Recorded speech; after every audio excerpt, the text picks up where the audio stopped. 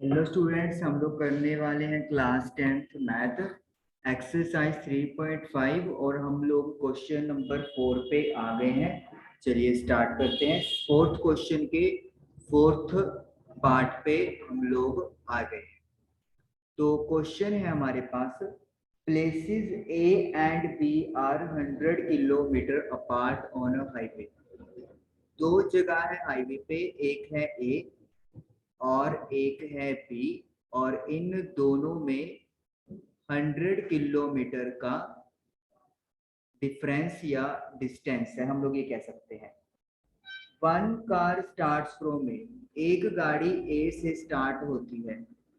तो हम लोग यहाँ पर एक गाड़ी बना लेते हैं, गाड़ी ए, एंड अनदर फ्रॉम बी, और एक गाड़ी बी से स्टार्ट होती है सेम टाइम पे। If the car travels in the same direction at different speed, दोनों गाड़ियां सेम डायरेक्शन में चल रही हैं, मतलब अगर गाड़ी ए इस डायरेक्शन में जा रही है तो बी भी इस डायरेक्शन में जाएगी, लेकिन उनकी स्पीड अलग अलग है।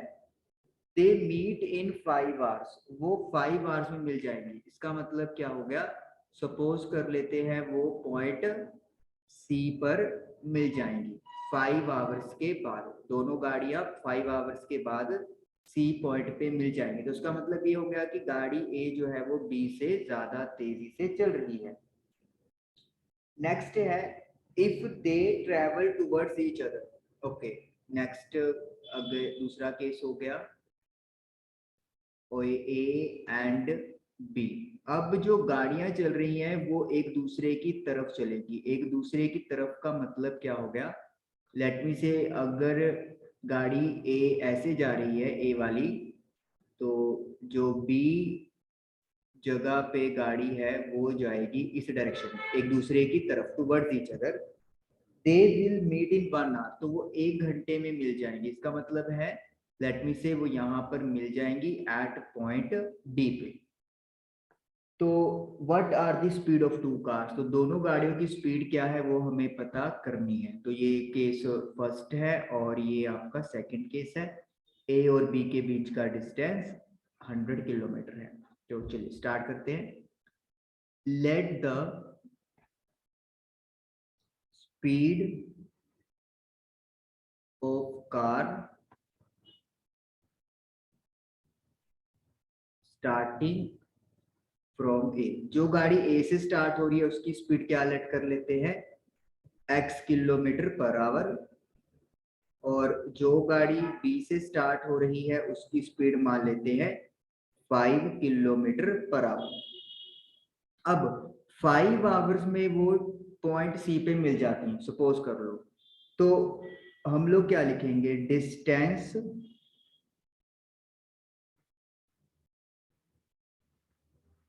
ट्रेवल्ड बाय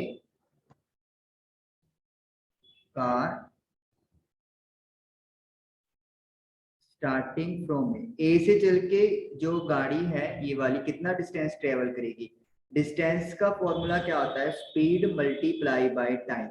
तो इस गाड़ी की जो स्पीड है वो x है और टाइमिंग जो है वो 5 आवर्स दिया हुआ है। तो इट मीन्स 5x किलोमीटर। और ये डिस्टेंस किससे रिप्रेजेंट होगा, AC से। गाड़ी ए से चली और लेट मी से वो सी पे पहुंच गई। अब जो गाड़ी distance travel by car starting from B, तो स्पीड इनटू टाइम, गाड़ी बी पे जो स्पीड है वो y है और टाइम उसने भी 5 आवर्स लिए। तो इसका मतलब क्या हुआ, जो बी से लेकर सी तक का डिस्टेंस ट्रेवल किया गया है वो 5y किलोमीटर होगा। अब अगर आप AC में से BC माइनस करेंगे, यहाँ पे अकॉर्डिंग टू कंडीशन वन लिख सकते हैं, AC में से अगर BC माइनस करेंगे तो वी विल गेट AB, यानी कि 5x minus 5y is equal to AB की वैल्यू 100 है। तो वी कैन से कि जो आपकी गाड़ी A से स्टार्ट हो रही है वो B से ज्यादा डिस्टेंस से ट्रेवल करेगी, कितना, 100 किलोमीटर। 5 आप कॉमन ले लोगे और 5 उधर जाके डिवाइड हो जाएगा, तो x माइनस वाई 20, ये हमारा फर्स्ट इक्वेशन बन गया। यानी AC में से BC माइनस किया तो AB आएगा, और ये हमारी फर्स्ट कंडीशन जो है वो तैयार हो गई। अब सेकंड कंडीशन में जो कार्स हैं वो एक दूसरे की तरफ चली हैं, तो अब यहाँ पे चलेंगे हम लोग distance travelled by car starting from A. तो वही फॉर्मूला है स्पीड इनटू टाइम। स्पीड तो चेंज नहीं की, x ही रहा, लेकिन टाइम अब इस कंडीशन में 1 आवर का चला गया है, तो x into 1 that is x kilometre. अगर अपन distance travel by car starting from B की बात करें, तो बी पे जो गाड़ी की स्पीड है वो y है, टाइम 1 है, तो y इंटू 1 y किलोमीटर। बड़ा आसान है, स्पीड इनटू टाइम अपन ने फॉर्मूला सेम यूज किया। अब कंडीशन के अकॉर्डिंगली ओके अपन 20 को इधर शिफ्ट कर देते हैं, तो इट विल बी माइनस का 20।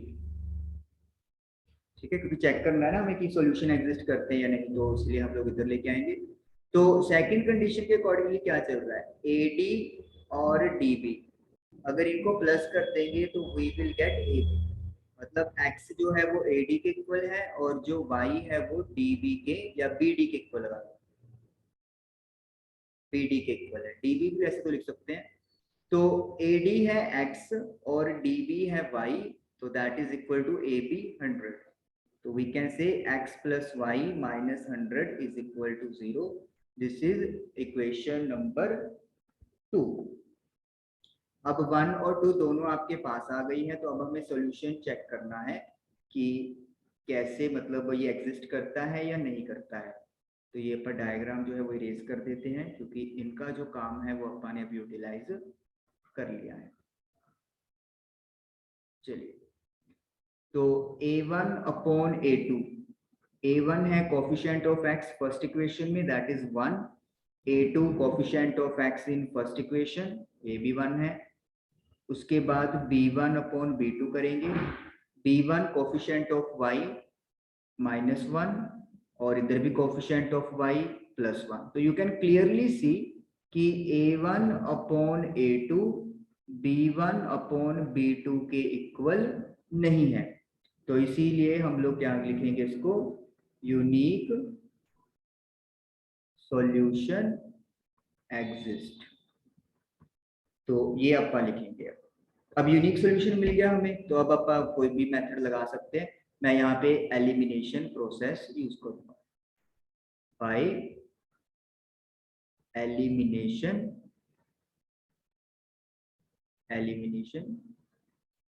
प्रोसेस।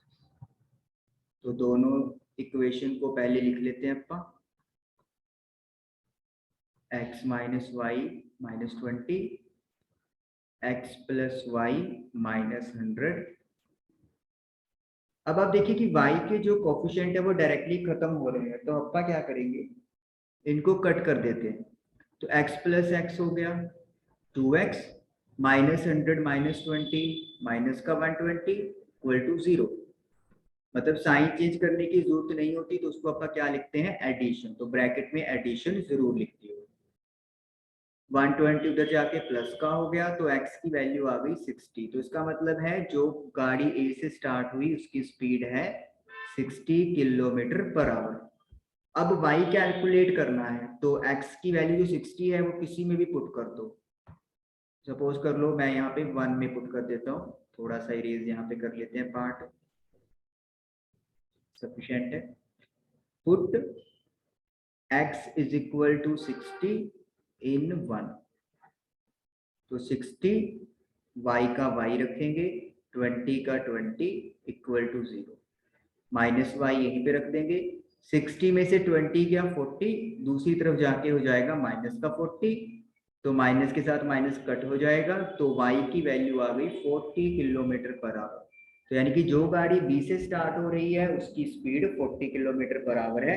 और वही हम लोग डिस्कस कर रहे थे कि जो गाड़ी A है वो तेज चलेगी और गाड़ी B की स्पीड कम होगी, तभी तो वो एक दूसरे के सेम टाइम पे पहुंचेगी, जैसे C पे पहुंच रही थी। क्योंकि इस 100 किलोमीटर का फर्क है वो कवर तभी हो पाएगा अगर एक गाड़ी की स्पीड तेज होगी और दूसरी की स्लो होगी। तो क्वेश्चन नंबर 4 हमारा 4th पार्ट जो है वो डन हुआ। अब करते हैं 5th part. This is the last part of this exercise.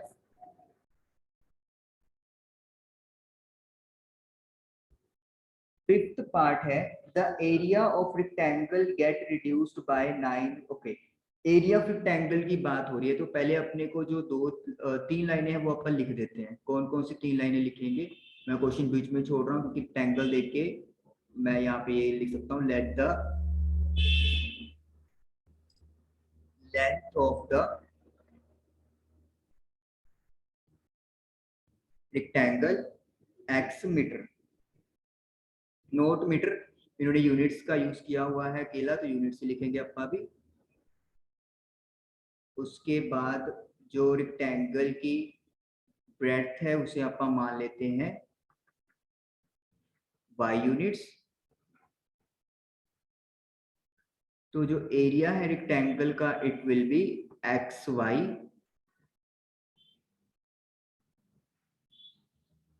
Square units. ठीक है, क्योंकि लेंथ इनटू ब्रेड्थ होता है, तो लेंथ x है, ब्रेड्थ y है, तो x y square units area हो गया। अब करते हैं फर्स्ट कंडीशन की तरफ और मैं आपको बताता हूँ।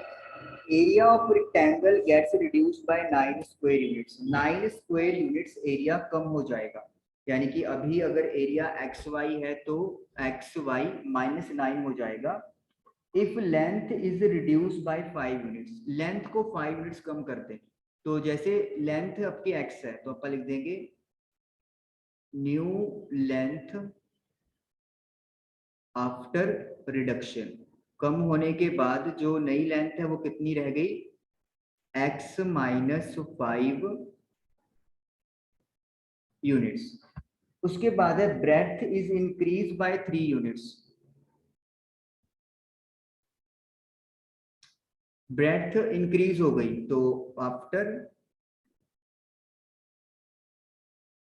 इंक्रीज, तो वो हुई है इंक्रीज 3 यूनिट्स, तो यानी कि y प्लस 3 यूनिट्स। तो फिर कंडीशन के अकॉर्डिंगली क्या है, जो एरिया होगा वो लेंथ इंटू ब्रेड्थ होगा। लेंथ x -5 है, ब्रेड्थ y प्लस 3 है, तो कहता जो नया एरिया आया है वो पहले वाले से 9 स्क्वायर यूनिट्स कम है। तो पहले एरिया क्या था अपना एक्स वाई, अब 9 उसमें से माइनस करेंगे तो ये हमारे पास कंडीशन तैयार हुई है।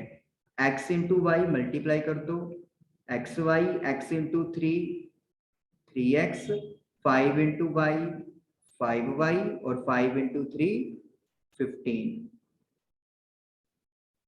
एक्स वाई के साथ एक्स वाई कैंसिल हो जाएगा, सो 3x माइनस का 5y, 9 इधर आके प्लस का इक्वल टू 0, तो 3x minus 5y minus 6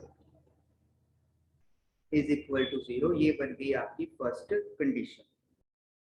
okay, अब बात करेंगे सेकंड वन की। इसको आप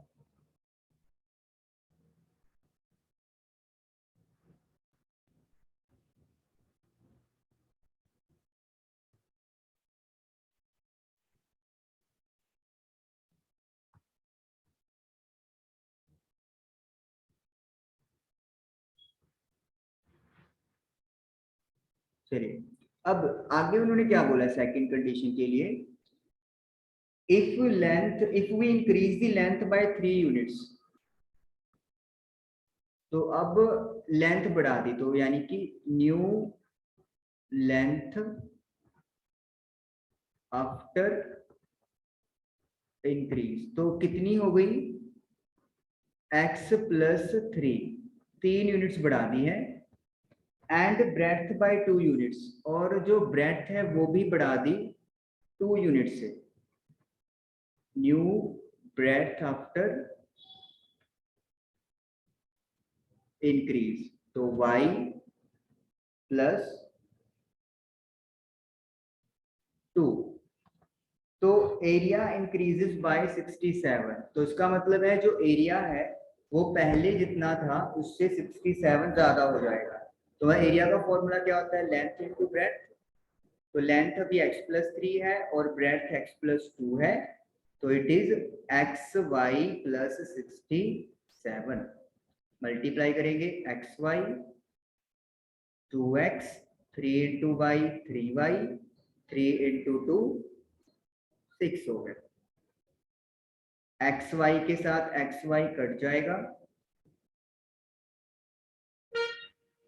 67 उधर जाके माइनस का हो जाएगा, तो we are getting 2x + 3y - 61 is equal to 0। This is equation number second. अब अपन चेक करेंगे कि क्या यूनिक सॉल्यूशन एग्जिस्ट करता है या नहीं करता है, मतलब a1/a2 should not be equal to b1/b2। उसके लिए मैं यहाँ पे इसको थोड़ा सा इरेज कर देता हूँ, यहाँ से इरेज कर लेंगे क्योंकि जो डायमेंशन है वो हमें फाइंड करनी है, मतलब L एंड B, तो इसलिए x और y हमें निकालना है। तो यहाँ पे हम लोग लिख देंगे, चलिए यहाँ तक तो सफिशिएंट है। तो सबसे पहले a1/a2, what is a1? Coefficient of x that is 3, और a2 कोएफिशिएंट ऑफ x दूसरी कंडीशन में। b1/b2, b1 की वैल्यू -5 है और b2 की वैल्यू +3 है। तो आप क्लियरली देख सकते हो कि a1/a2 b1/b2 के इक्वल नहीं आया, तो इसका मतलब क्या हो गया, यूनिक सॉल्यूशन एग्जिस्ट करता है। तो अपन लगाएंगे एलिमिनेशन प्रोसेस। तो करना क्या है, अपने को इक्वेशन लिख देते हैं अपन, 3x - 5y - 6 is equal to 0, और दूसरी इक्वेशन है 2x + 3y - 61 is equal to 0। इसको इरेज कर लेते हैं। अब यहाँ पे क्लियरली है कि x और y दोनों के ही कोएफिशिएंट किसी के भी इक्वल नहीं है, तो हमें x या y के कोएफिशिएंट क्या करने पड़ेंगे, इक्वल करने पड़ेंगे। तो अगर हम लोग सपोज करो पहले x के कोएफिशिएंट इक्वल करना चाहते हैं, तो उसके लिए क्या करना पड़ेगा, हमें ये जो इक्वेशन है फर्स्ट थी जो, और ये आपकी सेकंड थी, फर्स्ट की मल्टीप्लाई हमें करनी पड़ेगी 2 से, ताकि x का कोएफिशिएंट 3 × 2 6 हो जाए, और सेकंड इक्वेशन की मल्टीप्लाई करनी पड़ेगी 3 से, ताकि 3 × 2 ये भी 6 बन जाए। और याद रखिए पूरी की पूरी इक्वेशन मल्टीप्लाई करनी होती है, कहीं सोचो कि x या y को ही करेंगे, ऐसा नहीं होता। फर्स्ट को मल्टीप्लाई करेंगे 2 से और 2 को मल्टीप्लाई करेंगे 3 से। तो चलिए मल्टीप्लाई करते हैं। तो ये फर्स्ट इक्वेशन बन जाएगी 6x माइनस का 10y माइनस का 12 is equal to 0। Second equation 6x 9y minus का 183 इज इक्वल टू 0।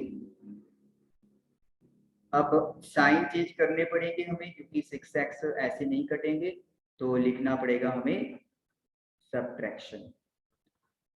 10y में से और 9y दोनों माइनस के हैं, तो ऐड होके 19y हो जाएगा। ये भी ये 183 प्लस का है, 12 माइनस का है, तो माइनस करना पड़ेगा, 171 प्लस का आएगा, क्योंकि 183 बड़ा है नंबर। 171 को उधर भेजेंगे तो माइनस का हो जाएगा, तो y की वैल्यू आ गई 171/90 दैट इज इक्वल टू 9। तो यानी कि जो ब्रेथ आई है वो 9 यूनिट्स के इक्वल आई है, original breath you can say. अब x की वैल्यू निकालनी है, तो put y is equal to 9, 1 या 2 किसी में भी पुट कर दो, सपोज कर लो मैंने 1 में पुट कर दिया। सो 3x माइनस 5, y की जगह 9, 9 को 5 से करेंगे 45 माइनस का 6 इज इक्वल टू 0। दोनों माइनस के हैं तो ऐड हो जाएंगे, साइन माइनस का रहेगा 51, और 0 के उधर जाएगा तो साइन चेंज होके प्लस का 51 हो जाएगा। तो 51 को 3 से डिवाइड करेंगे तो वी विल गेट 17। तो यानी कि x की वैल्यू आ गई 17 और y की वैल्यू आ गई 9। जो ओरिजिनल रेक्टेंगल है उसमें लेंथ और ब्रेड्थ ये वाली बनेगी। तो क्वेश्चन नंबर 5 भी आप लोगों का कंप्लीट हुआ और इस तरीके से एक्सरसाइज 3.5 हमारी डन हुई। आई होप आपको समझ में आई होगी। Thank you for watching the video.